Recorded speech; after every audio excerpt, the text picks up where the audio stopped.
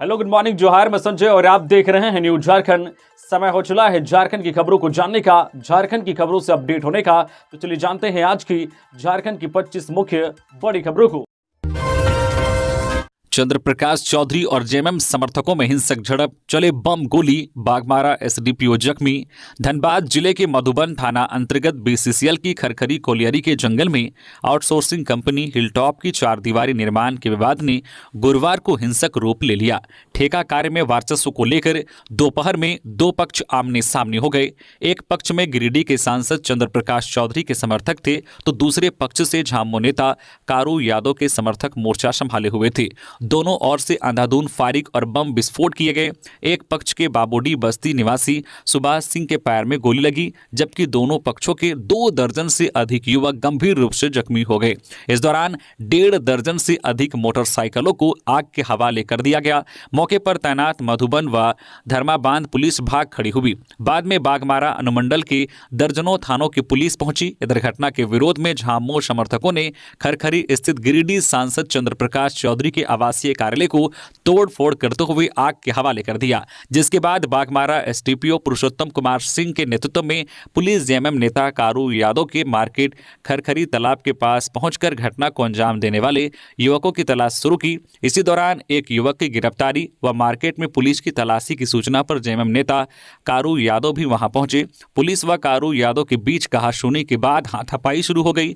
Police ने कारू यादव को हिरासत में लेकर वाहन में बैठाने का प्रयास किया। कारू के समर्थकों ने इसी दौरान पथराव शुरू कर दिया। पथराव में बागमारा एसडीपीओ गंभीर रूप से जख्मी हो गए। उसके बाद पुलिस वहां से निकल गई।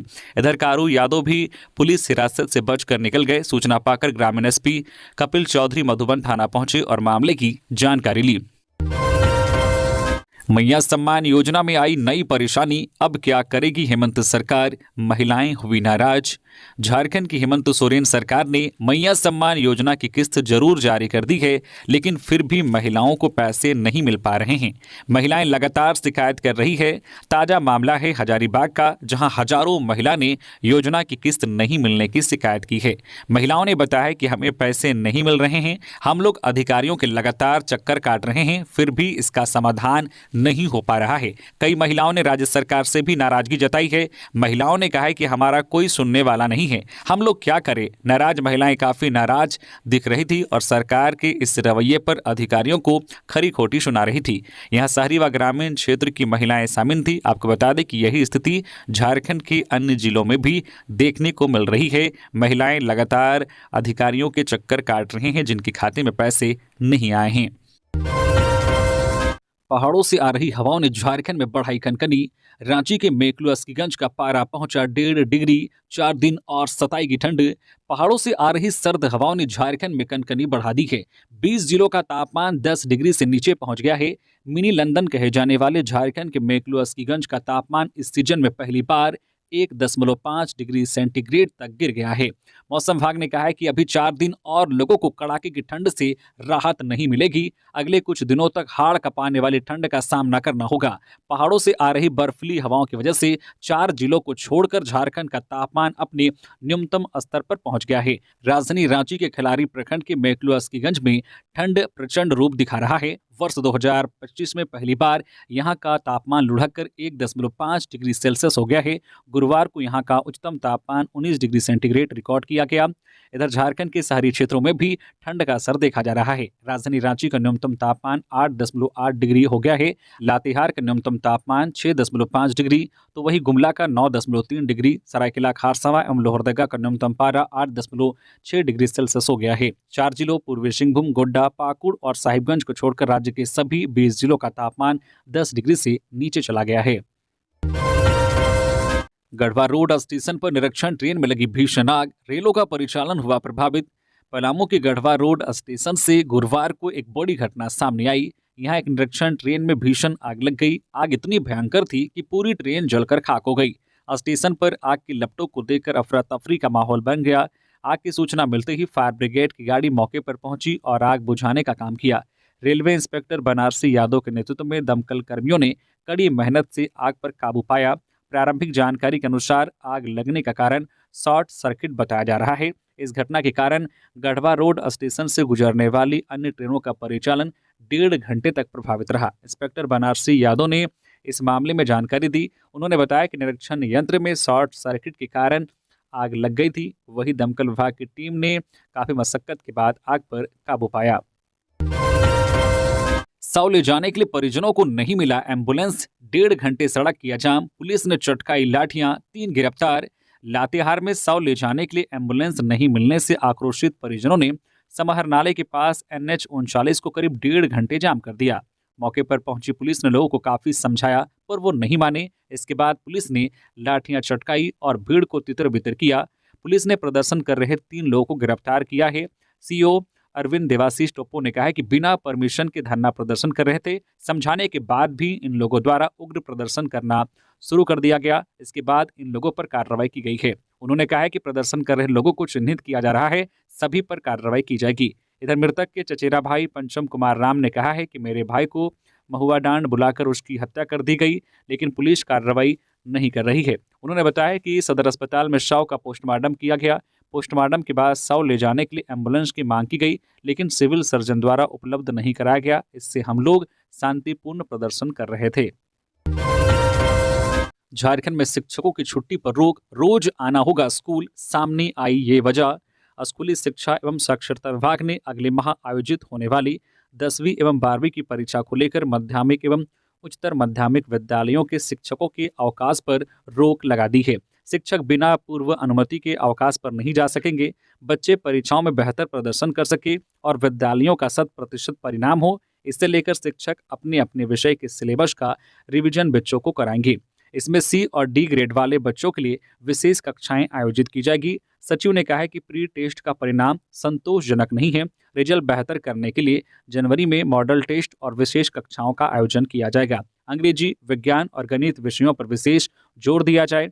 स्कूलों में छात्र छात्राओं के छोटे छोटे ग्रुप बनाकर उनकी जिम्मेदारी अलग अलग शिक्षकों को दी जाए। राज्य कर्मियों के लिए खुशखबरी, जल्द मिलेगा स्वास्थ्य बीमा योजना का लाभ, 10 लाख रुपए तक हेल्थ कवरेज। मुख्यमंत्री हेमंत सोरेन ने राज्य कर्मी स्वास्थ्य बीमा योजना लागू किए जाने के प्रस्ताव पर सहमति प्रदान कर दी है। उक्त प्रस्ताव पर शीघ्र मंत्रिपरिषद कैबिनेट की स्वीकृति के उपरांत राज्य कर्मी स्वास्थ्य बीमा योजना लागू कर दिया जाएगा। स्वास्थ्य, चिकित्सा, शिक्षा एवं परिवार कल्याण विभाग झारखंड रांची के संकल्प संख्या 185-13 दिनांक 31/7/2023 द्वारा राज्य के कार्यरत सेवानिवृत्त कर्मियों पदाधिकारियों को स्वास्थ्य बीमा योजना का लाभ दिए जाने का प्रस्ताव है। पूर्व में कुछ त्रुटियां रहने के कारण उक्त योजना का लाभ राज्य कर्मियों को नहीं मिल पा रहा था। अब स्वास्थ्य, चिकित्सा, शिक्षा एवं परिवार कल्याण विभाग द्वारा इन सभी त्रुटियों का पूर्ण निराकरण कर लिया गया है। शीघ्र ही यह योजना झारखंड में लागू कर दी जाएगी। पूर्व मुख्यमंत्री रघुवर दास ने राज्यपाल संतोष गंगवार से की मुलाकात, आज करेंगे बीजेपी की सदस्यता ग्रहण। झारखंड के पूर्व मुख्यमंत्री और ओडिशा के पूर्व राज्यपाल रघुवर दास ने झारखंड के राज्यपाल संतोष गंगवार से गुरुवार को मुलाकात की है।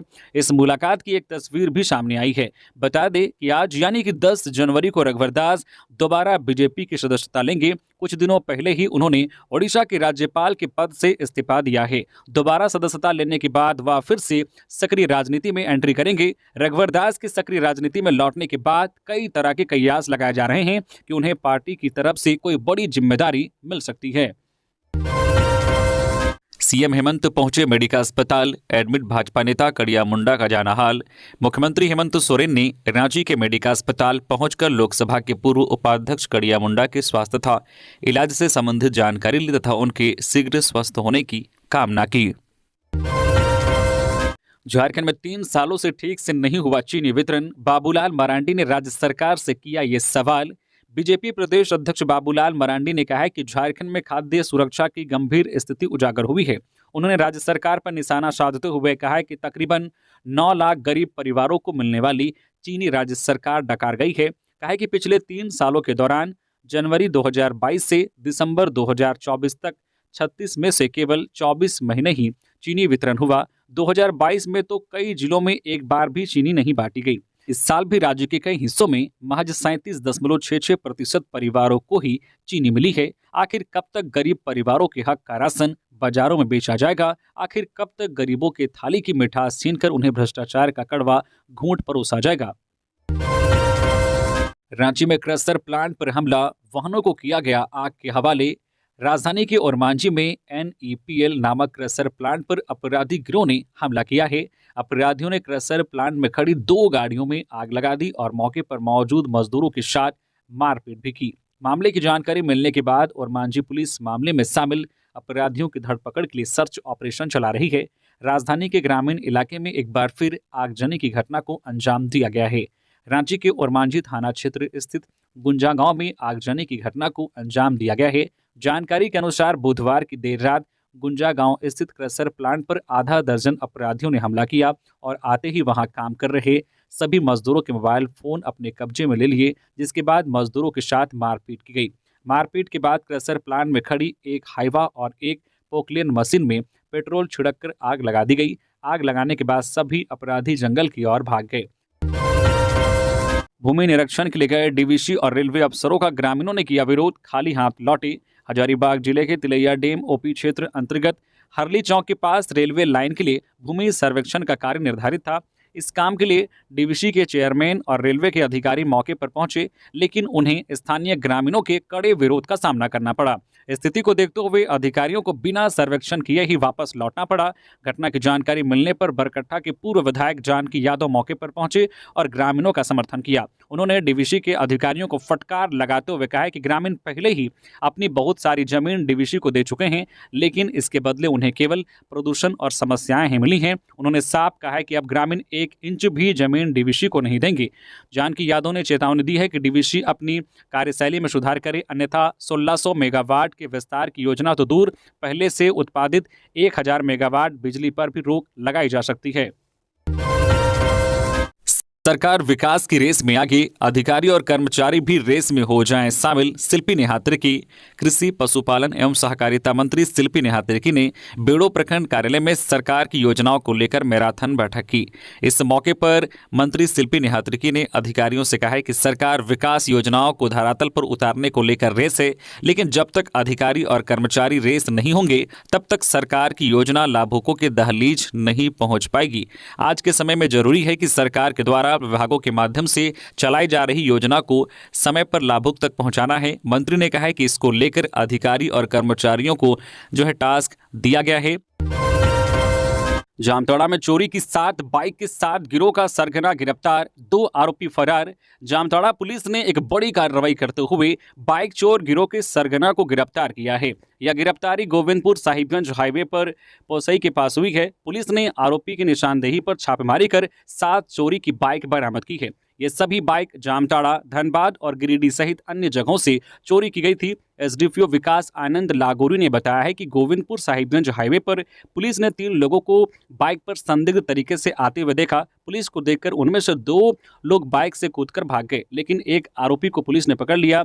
इसमें पुलिस ने गिरफ्तार व्यक्ति की पहचान शाहबान अंसारी के रूप में की गई है। बताया जा रहा है कि शाहबान अंसारी से पूछताछ के बाद उसकी निशानदेही पर नारायणपुर थाना क्षेत्र के बंदरचुवा इलाके में छापेमारी की गई। इस दौरान पुलिस ने 7 चोरी की गई बाइक बरामद की है। ये सभी बाइक अलग अलग जगहों से चुराई गई थी। लातेहार में कोयला कारोबारी के घर में गोलीबारी, अमन साहू गैंग के मयंक सिंह ने ली जिम्मेदारी। लातेहार जिले के बालूमाथ के कोयला व्यवसायी मुकेश सिंह के बालूमाथ आवास में गुरुवार की देर शाम अज्ञात अपराधियों ने गोलीबारी की है। हालांकि इस गोलीबारी में किसी के हताहत होने की सूचना नहीं है।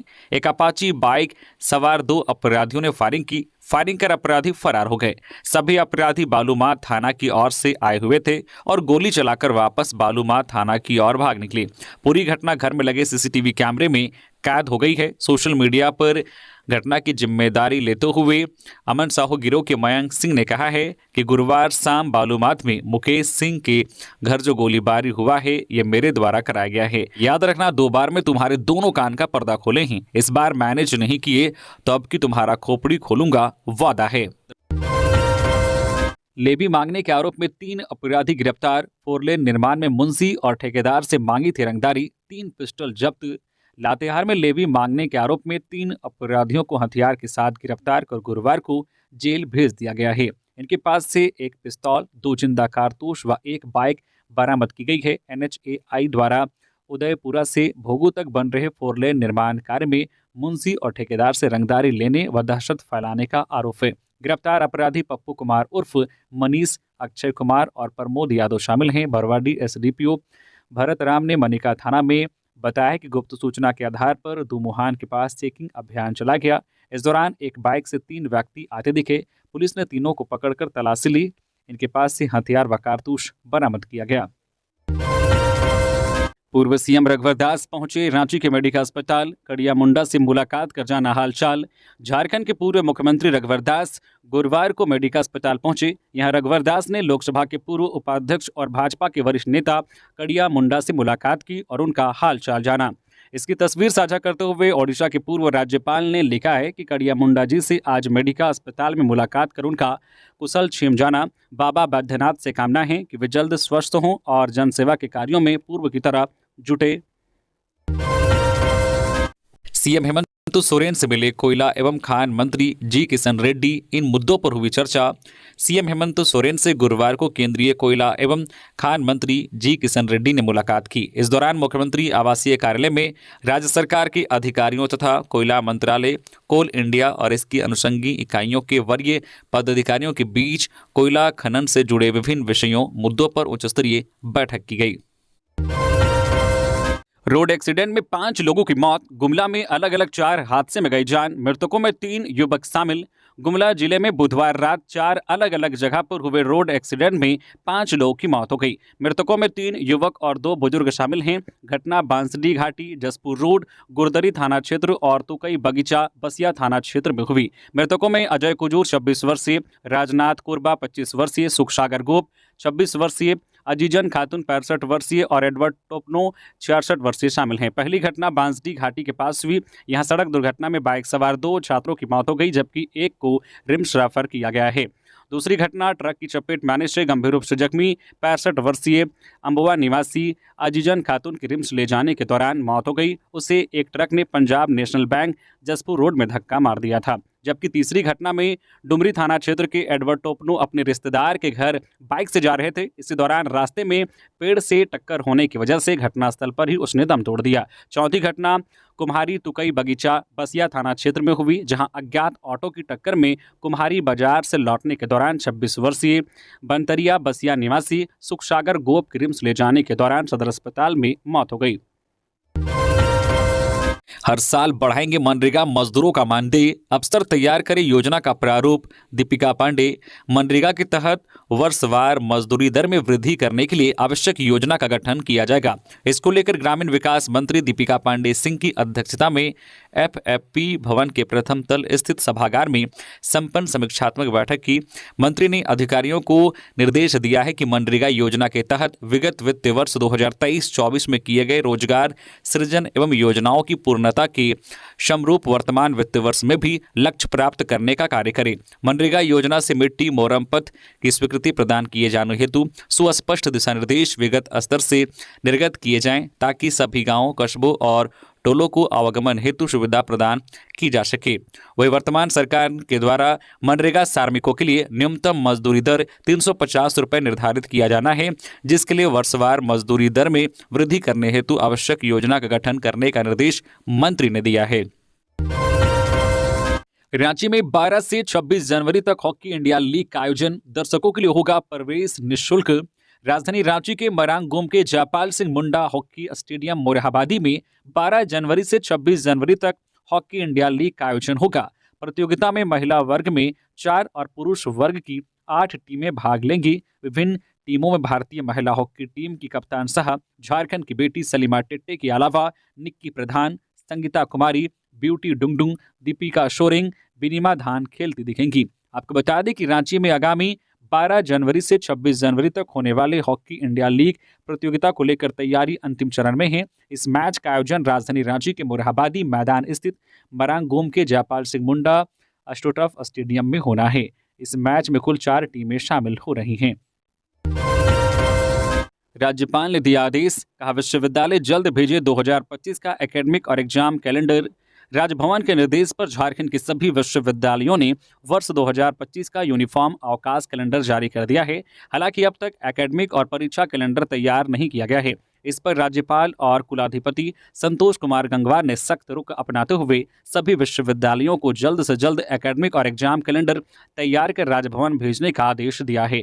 राज्यपाल के प्रधान सचिव नितिन मदन कुलकर्णी ने राज्य के 12 विश्वविद्यालयों को पत्र भेजा है। इनमें रांची विश्वविद्यालय, डॉक्टर श्याम प्रसाद मुखर्जी विश्वविद्यालय, Jharkhand state open university, Jharkhand university of technology, Birsa agriculture university, Jharkhand Raksha Shakti university, Kolhan university, Vinoba Bhave university, Nilamber Pitamber university, Vinod Bihari Mahato Koylanchal university, Sidhu Kanhu विश्वविद्यालय और जमशेदपुर महिला विश्वविद्यालय शामिल हैं। चावल कारोबारी नरेंद्र सिंह की हत्या में शामिल आरोपी सहित 2 गिरफ्तार, डीआईजी ने दी जानकारी। रांची पुलिस ने 2 बड़े क्रिमिनल्स को दबोचा है। इनमें राजधानी रांची के जाने माने चावल कारोबारी नरेंद्र सिंह को मौत के घाट उतारने वाला राशिद अंसारी और छोटू गद्दी के भाई की जान लेने का संदेही गुनहगार चिंकू देव उर्फ समद मिराज शामिल हैं। दोनों को पुलिस लंबे समय से खोज रही थी। इस बात का खुलासा गुरुवार को डीआईजी सह रांची पुलिस कप्तान चंदन कुमार सिन्हा ने किया। बीजेपी कार्यालय में संविधान गौरव अभियान को लेकर बैठक 15 से 25 जनवरी तक चलाया जाएगा कार्यक्रम। भारतीय जनता पार्टी प्रदेश कार्यालय में गुरुवार को संविधान गौरव अभियान को लेकर बैठक बुलाई गई। बैठक में क्षेत्रीय संगठन महामंत्री नागेंद्र नाथ त्रिपाठी, संगठन महामंत्री कर्मवीर सिंह, संयोजक अमर कुमार बावरी, सह संयोजक सहित जिले के संयोजक एवं सह संयोजक ने भाग लिया। बैठक के बाद पत्रकारों से बात करते हुए संविधान गौरव अभियान के संयोजक एवं पूर्व नेता प्रतिपक्ष अमर कुमार बावरी ने कहा कि भारत देश के संविधान की गौरवशाली 75 वर्ष पूर्ण होने के अवसर पर 11 जनवरी से 25 जनवरी तक व्यापक स्तर पर संविधान गौरव अभियान की शुरुआत देश भर में की गई है। वर्तमान में झारखंड में सदस्यता अभियान चल रहा है, इसलिए झारखंड में 15 से 25 जनवरी तक इस अभियान को चलाया जाएगा। इस कार्यक्रम के माध्यम से भारत के संविधान की खूबसूरती, उसकी ताकत, बाबा साहेब की देश के प्रति सोच, संदेशों और साथ ही कांग्रेस के द्वारा बाबा साहेब के साथ किए गए अपमानों को और भारतीय जनता पार्टी के द्वारा बाबा साहेब को दिए सम्मान को आप जनता तक पहुंचाने का कार्य किया जाएगा। मुख्यमंत्री हेमंत सोरेन ने डोम्बारी बुरु गोलीकांड में शहीद हुए वीरों को किया याद। डोम्बारी बुरु गोलीकांड में शहीद हुए असंख्य वीरों को मुख्यमंत्री हेमंत सोरेन ने श्रद्धांजलि दी है। उन्होंने अपने सोशल मीडिया हैंडल एक्स पर कहा है कि देश की आज़ादी और हक अधिकार की लड़ाई में झारखंड के असंख्य वीर पुरखों ने अपना बलिदान दिया है, लेकिन इतिहास के पन्नों में इन बलिदानों को कहीं भुला दिया गया। हमें साथ मिलकर अपने वीर पुरखों के महाबलिदानों को उचित स्थान दिलाना होगा। डोम्बारी बुरु गोलीकांड की घटना ऐसी ही एक विभत्स घटना है जहां झारखंडी अस्मिता, हक अधिकार और जल जंगल जमीन की रक्षा के लिए अंग्रेजों से लोहा लेते हुए हमारे असंख्य वीर पुरखों ने बलिदान दिया था। हमारे वीर पुरखों के बलिदान को कभी भुलाने नहीं दिया जाएगा। राज्य के पेट्रोल पंपों पर वित्तीय संकट, पुलिस और अन्य सरकारी विभागों पर इतने करोड़ का है बकाया। रिपोर्ट टाइम्स ऑफ इंडिया में छपी रिपोर्ट के अनुसार राज्य के कई पेट्रोल पंप सरकार और पुलिस वाहनों की अवैतनिक ईंधन बलों के कारण वित्तीय दबाव से जूझ रहे हैं। यह रिपोर्ट बताती है कि राज्य भर में तेल की बकाया राशि 20 से 30 करोड़ रुपए तक पहुंच गई है। रांची में अकेले 2 से 3 पेट्रोल पंपों पर सरकारी वाहनों के लिए बकाया राशि 2 से 3 करोड़ रुपए तक हो गई है। इनमें से कुछ बकाया चुनाव समय के हैं। इस स्थिति ने कुछ डीलरों को सरकार के वाहनों को कुछ घंटों के लिए ईंधन आपूर्ति रोकने पर मजबूर कर दिया है। ऐसे में यह बताते हुए 15 दिन के भुगतान चक्र को बनाए रखने की आवश्यकता पर जोर दिया है कि डीलर ईंधन अग्रिम भुगतान के माध्यम से खरीदते हैं।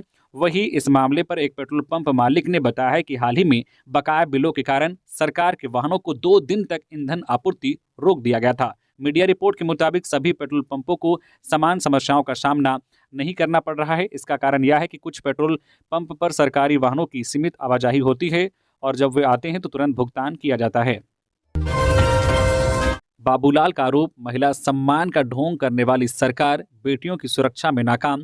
भाजपा के प्रदेश अध्यक्ष बाबूलाल मरांडी ने झारखंड में बेटियों की सुरक्षा को लेकर गंभीर चिंता व्यक्त की है। उनका कहना है कि राज्य में दुष्कर्म की घटनाएं रोजाना बढ़ती जा रही है, जो कि महिलाओं के सम्मान को लेकर हेमंत सरकार की असफलता को दर्शाती है।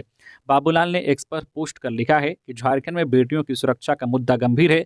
प्रतिदिन हो रही दुष्कर्म की घटनाएं दर्शाती है कि महिलाओं के सम्मान का ढोंग करने वाली हेमंत सरकार दरिंदों से बेटियों की सुरक्षा करने में नाकाम है।